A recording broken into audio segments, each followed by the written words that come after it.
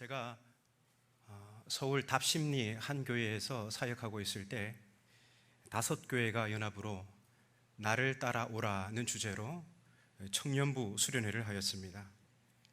그때 강사로 오신 목사님의 말씀 중 한 대목이 지금도 생생하게 기억이 나는데요. 예수께서 갈릴리 해변을 지나시다가 고기를 낚는 어부들에게 나를 따라오라 이 말씀을 하셨을 때 이 부르심에는 3가지 의미가 있다고 했습니다. 첫 번째는 예수님을 따르는 제자의 위치입니다. 그 위치가 어디입니까?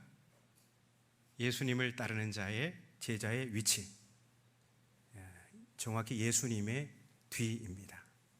그리고 두 번째는 예수님을 따르는 제자의 삶입니다. 제자로 따라 나서는 사람은 예수께서 그 삶을 책임져 주십니다. 세 번째는 예수님을 따르는 제자의 운명입니다. 우리가 예수님을 따르는 제자라면 우리는 또한 예수님과 같은 운명에 처한다는 것이지요. 예수님의 운명이 무엇입니까? 십자가 죽음입니다. 예수님을 따르는 제자의 운명이 이와 같습니다. 죽음입니다. 여러분에게 여쭙습니다. 예수님 따르시겠습니까? 대단하십니다. 죽음이라고 했는데도, 그 운명이 죽음이라고 했는데도 아멘으로 응답하시는 거 보니까 예수님을 대단히 신뢰하시고 또 사랑하시고 그런 것 같습니다. 근데 여러분, 예수님의 운명은 십자가 죽음에서 끝나지 않습니다. 예수님은 죽음을 이기시고 부활하셔서 온 세상의 주와 그리스도가 되셨습니다. 예수님을 따르는 자의 운명은 죽음을 이기고 부활하는 것이고 예수님과 함께 왕노릇하는 것입니다. 그게 제자의 마지막 운명입니다. 그러면 이 3가지 의미 중에 첫 번째 의미를 다시 곱씹어 보겠습니다. 예수께서 나를 따라오라 하셨을 때 예수님을 따르는 제자의 위치는 정확히 예수님의 뒤입니다. 만일 제자가 스승을 앞지른다면 그는 스승으로부터 위치를 수정할 것을 요구받게 될 것입니다. 그도 그럴 것이 예수께서 첫 번째 순환 예고를 하셨을 때에 베드로는 그 순간 예수님을 앞지르다가 크게 꾸지람을 듣게 됩니다. 오늘 본문은 2번째 순환 예고입니다. 마가복음 8장에 보면 8장 31절에 보면 첫 번째 순환 예고가 나와 있는데요. 우리 자막을 보면서 함께 읽어볼까요? 마가복음 8장 31절에서 33절인데요. 함께 읽겠습니다. 시작. 인자가 많은 고난을 받고 장로들과 대제사장들과 서기관들에게 버림받아 죽임을 당하고 사흘 만에 살아나야 할 것을 비로소 그들에게 가르치시되 드러내놓고 이 말씀을 하시니 베드로가 예수를 붙들고 항변하매 예수께서 돌이키사 제자들을 보시며 베드로를 꾸짖어 이르시되 사탄아 내 뒤로 물러가라. 네가 하나님의 일을 생각하지 아니하고 도리어 사람의 일을 생각하는도다 하시고, 이 내용이 예수께서 제자들에게 첫 번째 순환 예고를 하셨을 때입니다. 이 내용에 보니까 베드로는 예수님을 메시아로 생각하는 사람입니다. 8장 29절을 보십시오. 8장 29절을 보면 예수께서 제자들을 향해 너희는 나를 누구라 하느냐 이렇게 물으셨을 때 베드로가 제자들을 대표해서 대답합니다. 주는 그리스도이십니다. 그리스도 메시아이십니다. 이렇게 대답합니다. 베드로는 예수님을 구약의 예언대로 이스라엘을 회복하실 메시아로 이해하고 있습니다. 그런데 메시아에 대한 예수님의 이해 방식과 베드로의 이해 방식에는 많은 차이가 있습니다. 베드로가 생각하는 메시아에게는 순환이나 죽음, 그리고 부활과 같은 일이 절대 있을 수가 없습니다. 지금 예수께서 하시는 말씀은 메시아에 대한 베드로의 이해 방식을 훌쩍 뛰어넘는 것입니다. 내가 고난을 당하고 죽임을 당하고 사흘 만에 부활할 것이다. 베드로는 도무지 상상할 수 없는 메시아에 대한 내용입니다. 그래서 베드로는 예수님을 붙들고 항변합니다. 이 마가복음에 보면 그 항변 내용이 생략되어 있어요. 8장 32절에 보면 베드로가 끝에 예수를 붙들고 항변하매, 그러니까 항변을 했다는 말만 있고 어떤 내용인가는 생략되어 있는데 마태는 상세하게 기록하고 있습니다. 우리 자막을 보면서 함께 읽어볼까요? 베드로가 어떻게 항변했나? 시작. 베드로가 예수를 붙들고 항변하여 이르되 주여 그리 마옵소서, 이 일이 결코 주께 미치지 아니하리이다. 자, 베드로가 이렇게 예수께 항변하니까 예수님께서 뭐라고 말씀하십니까? 사탄아, 내 뒤로 물러가라. 네가 하나님의 일을 생각하지 아니하고 도리어 사람의 일을 생각하는도다. 예수께서는 베드로에게 사탄아, 내 뒤로 물러가라 말씀하셨습니다. 예수님을 따르는 제자가 들을 수 있는 가장 모욕적인 말입니다. 어떻게 베드로가 그의 스승으로부터 이토록 끔찍한 말을 듣게 된 것일까요? 정확히 예수님 뒤를 따라야 할 베드로가 메시아에 대한 그릇된 자기 이해 방식으로 순간 예수님을 앞지른 것입니다. 물론 그 가장 내밀한 곳에는 욕망이 자리하고 있기 때문이죠. 예수님을 따름으로 그가 성취하고자 하는, 그가 얻고자 하는 욕망이 분명히 있었죠. 그리고 그 욕망은 메시아에 대한 자기 이해 방식을 결코 뛰어넘지 못합니다. 예수님의 이해 방식을, 예수님에 대한 예수님의 그 메시아상을 결코 받아들일 수가 없습니다. 이 일이 결코 주께 미치지 않을 것입니다. 하나님의 일은 예수의 순환과 죽음 그리고 부활입니다. 그게 하나님의 일입니다. 그런데 베드로는 그게 아니라며 하나님의 일을 가로막아섭니다. 이게 바로 사탄의 본질입니다. 하나님의 일을 생각하지 않고 도리어 사람의 일을 생각하는 것, 그게 사탄입니다.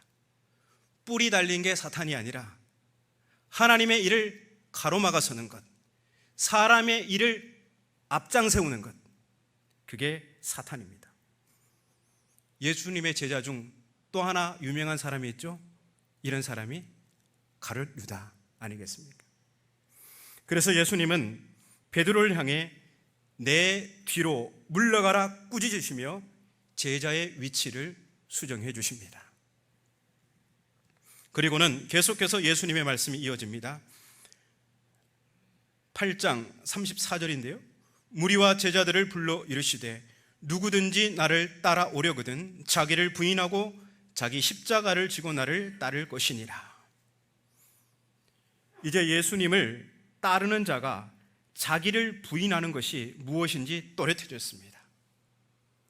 자기를 부인하고 그게 무엇인가? 그것은 예수님의 가르침에 대한 자기 이해 방식을 날마다 예수님의 이해 방식으로 교정해서 정확히 예수님의 뒤를 따르는 것, 이게 자기를 부인하는 것입니다. 그런데 이거를 얼마 만에 한 번씩 해야 된다고요? 날마다. 우리는 궁극적 지식에 도달한 사람이 아닙니다. 우리가 신앙하면서 확신할 수 있는 것은 자기 아들을 내어주실 만큼 우리를 사랑하신 하나님의 지극한 사랑에 대한 확신뿐입니다. 우리가 하나님에 대해서 아는 것은 더듬어 아는 것이고, 거울로 보는 것처럼, 그 고대 사회의 거울, 희미한 거울을 보는 것처럼 희미하게 알 뿐입니다. 우리는 잠정적인 존재이지 어떤 궁극적인 지식에 도달한 그런 대단한 사람들이 아닙니다.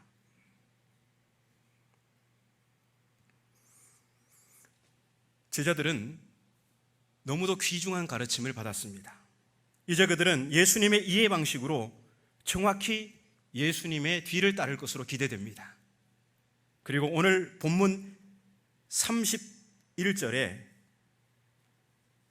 9장 31절이죠. 9장 31절에 예수님의 두 번째 순환과 부활 예고가 나옵니다. 인자가 사람들의 손에 넘겨져 죽임을 당하고 죽은 지 3일 만에 살아나리라. 자, 두 번째 순환 예고를 하셨습니다. 이제 제자들의 반응이 어떠해야 합니까? 첫 번째 예고 때보다 꾸지람도 듣고 했으니까 좀 뭔가 성숙해져야 합니다. 그런데 어떻습니까? 32절에 그러나 제자들은 이 말씀을 깨닫지 못하고 묻기도 두려워하더라. 기대와는 달리 제자들의 몰리에는 계속됩니다. 그게 다가 아닙니다. 그들은 본문 33절 이하에서 서로 누가 큰지 논쟁을 합니다. 예수께서 많은 기적과 비유를 통해서 계속해서 하나님의 나라는 이런 것이다, 하나님이 보내신 메시아는 이런 것이다 가르쳐 주셨지만 그들은 도무지 깨닫지 못합니다. 그들은 자기들의 이해 방식에 갇혀서 하나님의 나라에 대한 예수님의 이해 방식을 도무지 깨닫지 못합니다. 그렇다면 예수님께 여쭈어보기라도 해야 되지 않겠습니까? 선생님, 무슨 말씀인지 잘 모르겠습니다. 그런데 묻기도 두려워합니다. 왜 그렇습니까? 앞서 첫 번째 순환 예고 때에 베드로가 나섰다가 된선이 맞지 않았습니까?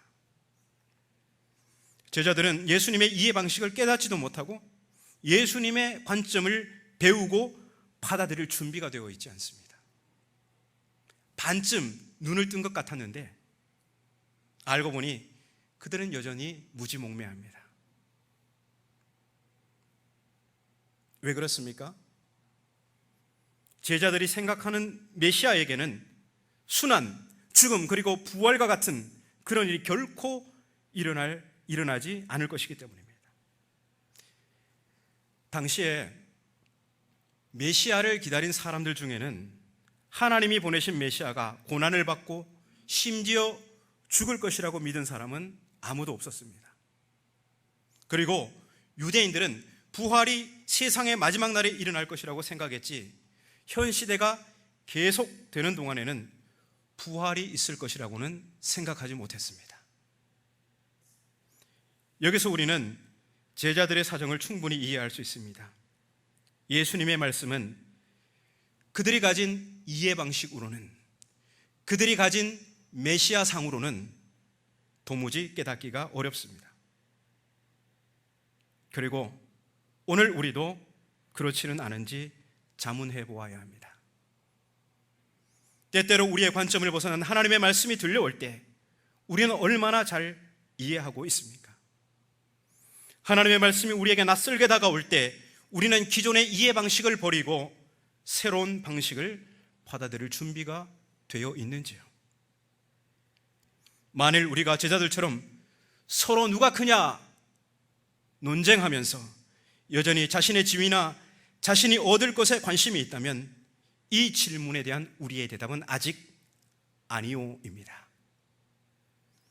예수님을 따르면 우리의 위신이나 은행 잔고가 올라갈 것이라고 생각한다면 우리는 하나님이 정말로 하시려는 말씀을 들을 가능성이 매우 적습니다. 제자들은 자신들이 이해하고 싶은 절반만 이해했을 뿐입니다. 제자들은 예수께서 메시아라면 그들 자신이 곧 궁정대신들이 되겠구나 하고 생각했습니다. 그렇게 되면 우리 중에 누가 더 높은 지위에 오를까? 주님을 따르면서도 서로 감시하며 경계했습니다. 예수께서는 그러한 제자들의 뒤틀어진 생각을 교정하시려고 이제 어린 아이를 어린아이 하나를 그들 가운데 세우십니다. 고대 사회에서 가치도 없고 어떤 지위나 특권도 없는 어린아이를 말입니다. 우리 함께 35절에서 37절까지 말씀을 다시 한번 읽겠습니다. 35절에서 37절입니다. 시작. 예수께서 앉으사 12 제자를 불러서 이르시되 누구든지 첫째가 되고자 하면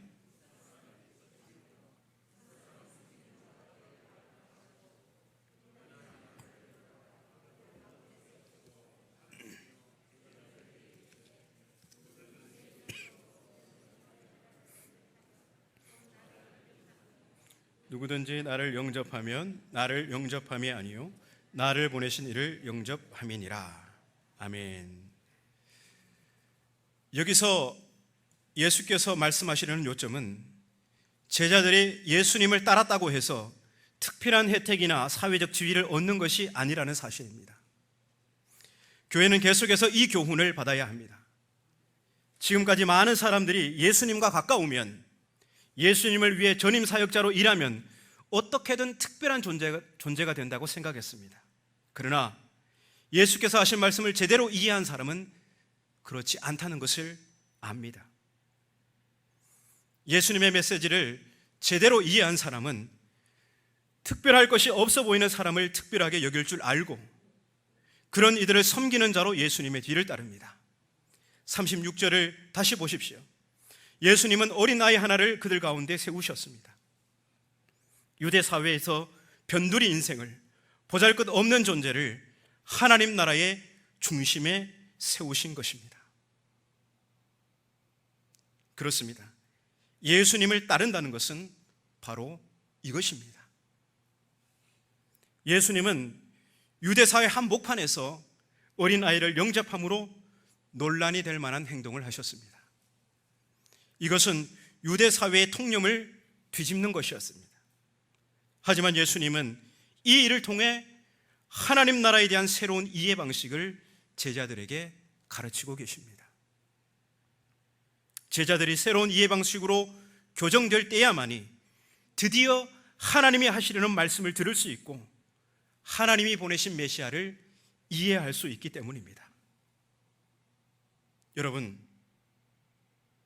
우리는 언제든 주님이 말씀하실 때 기존의 이해 방식을 버리고 새로운 방식을 받아들일 준비가 되어 있습니까? 새로운 방식, 새로운 관점으로 인해 혼란에 빠져 있는 제자들이 안 됐다는 생각이 든다면 오늘 우리에게 말씀하시는 하나님이 낯선 모습으로 다가올 때 우리 자신은 얼마나 혼란스러워하고 있는지 자문해야 할 것입니다. 우리는 너무도 성급히 말씀을 이해하는 내 방식이 옳다고 결론 내려서는 안 됩니다. 우리가 아무리 이해의 폭이 넓다고 하더라도 내가 경험한 신앙의 배경을 벗어날 수가 없기 때문입니다. 예수님의 말씀은 유대 사회의 배경과 제자들의 이해 방식을 뛰어넘습니다. 이처럼 오늘 우리에게 하시는 하나님의 말씀도 종종 우리의 배경과 우리 이해 방식을 뛰어넘습니다. 코로나19 사태로 정부 방역 지침에 따른 이 교계의 반응을 보고 저는 사실 많이 슬픔을 금할 수밖에 없습니다. 예수님이 2000년 전에 몸으로 이 땅에 존재하셨죠. 몸으로 존재하신 예수님은 이 땅에서 어떤 일을 하셨습니까? 가르치시고 전도하시고 고치시는 사역을 했습니다. 때로는 생명을 살리기 위해서, 고치기 위해서 안식일을 범하셨습니다. 유대인들의 생명처럼 붙잡고 있던 전통들을 과감히 부수셨습니다. 왜 그랬습니까? 예수님에게 제일 중요한 것은 생명이었습니다. 그래서 세리에게 다가가셨고 창녀에게 다가가셨고 그들이 그 사회에서 비존재로 살아갔지만 예수님께서 그들에게 다가가실 때 그들은 비로소 존재가 되었습니다. 그들의 이름을 불러주었을 때 그들은 꽃이 되었습니다. 바울은 교회를 가리켜서 그리스도의 몸이라 했습니다. 이 말의 뜻은 무엇입니까? 그리스도의 몸으로 존재하는 교회는 예수님의 사역을 이어받은 공동체라는 사실입니다. 교회가 코로나19 사태를 맞이해서 교회가 해야 될 일이 무엇입니까?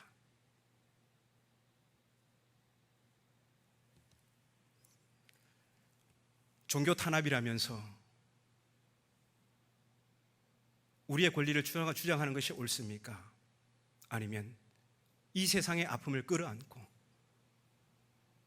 고치는 사역에, 메시아의 사역에 뛰어드는 것이 더 중요합니까? 사실 교회는 문재인 정부보다, 방역 당국보다 더 궁극적인 책임이 있는 공동체입니다. 예수님의 생애를 보십시오. 그분의 삶을 보십시오. 우리는 세상이 몸살을 앓고 있고 온 세상이 두려움과 공포에 있을 때 어떤 사역을 감당해야 할지를요.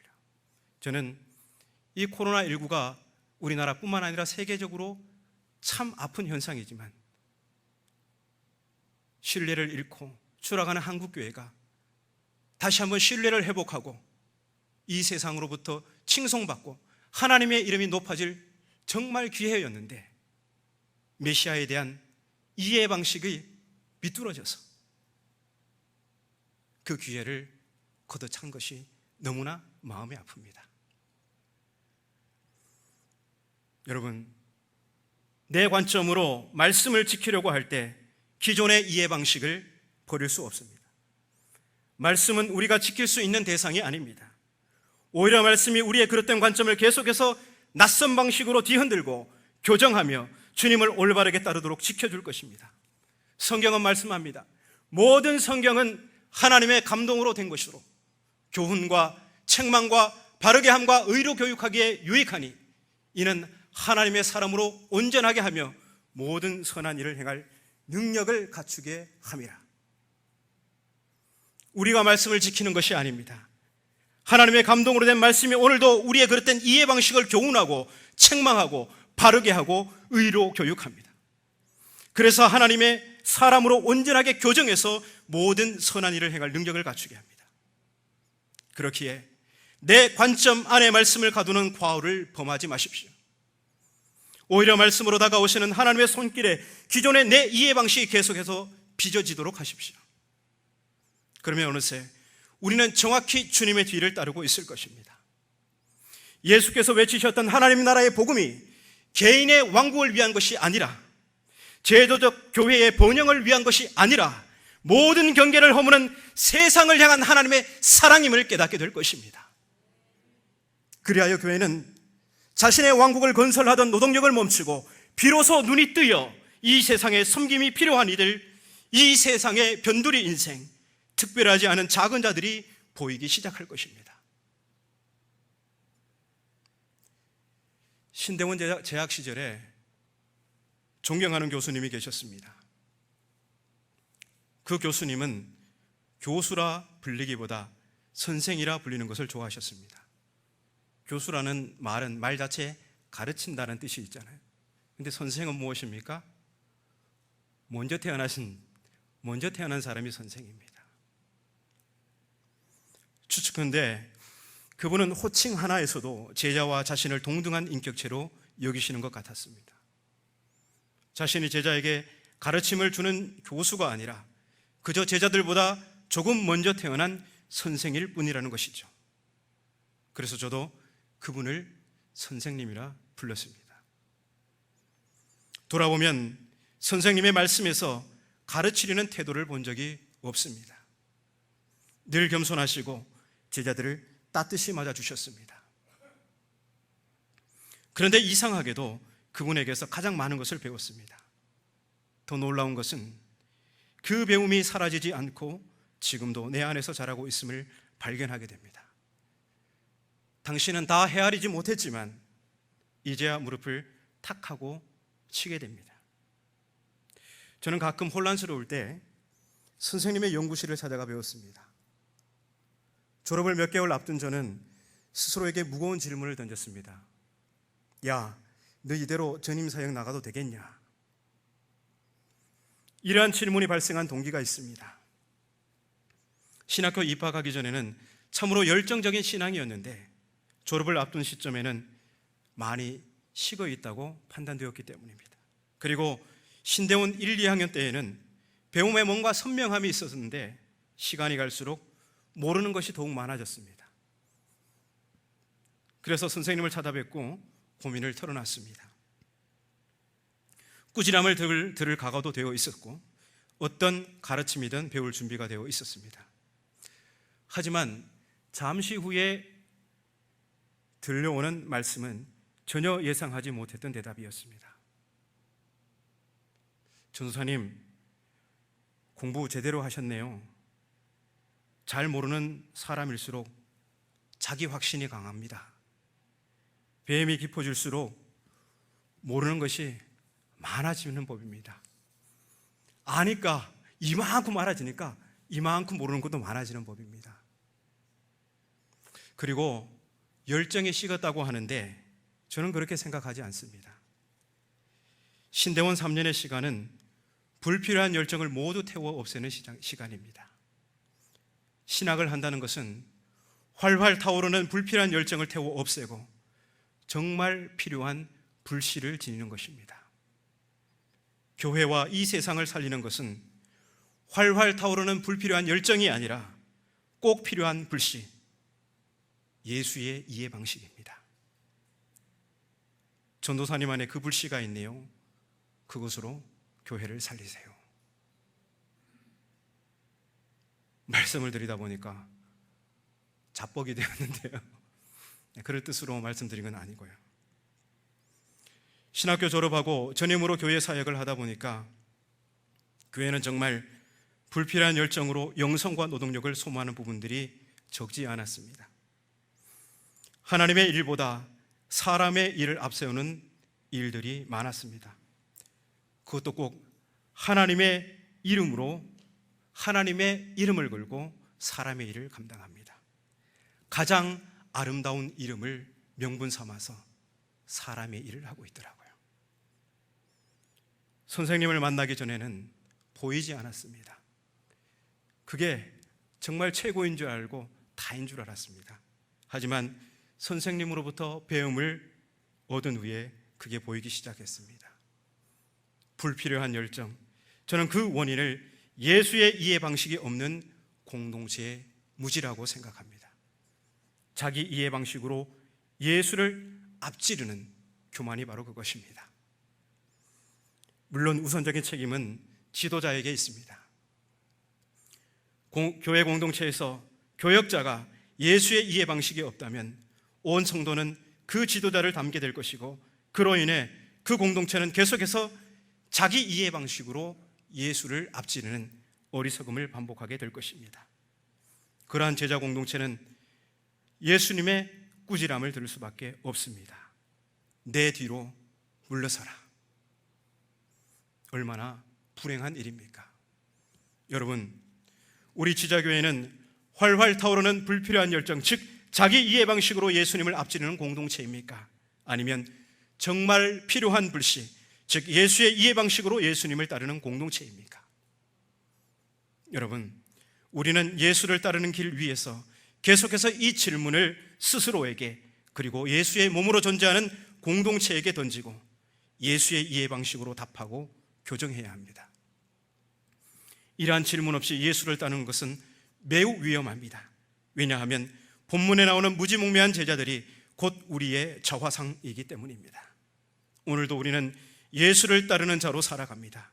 그 도상에서 날마다 나를 따라오라 말씀하신 예수님의 부르심에 대한 의미를 곱씹으면서 날마다 예수의 이해 방식으로 자기의 이해 방식을 교정하여 정확히 예수님의 뒤를 따르는 우리 모두가 되시기를 바랍니다.